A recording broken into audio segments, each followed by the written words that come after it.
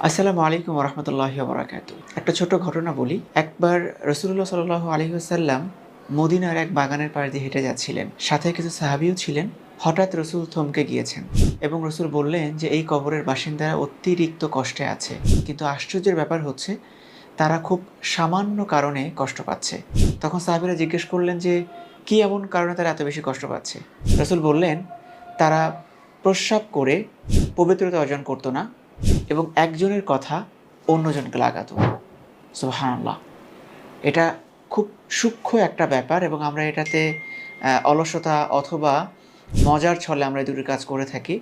কিন্তু এটার জন্য যে কবরে কত বড় একটা শাস্তি আমাদের হবে এবং শুধুমাত্র শাস্তির ব্যাপারটাও না, ইহকালীন জীবনে আমাদের কিন্তু সামাজিকভাবেও আমরা খুব ঘৃণার পাত্র হয়ে যাই যারা জিনিসটা বুঝতে পারে। তাই এই দুটো জিনিস থেকে আমাদের বেঁচে থাকা উচিত।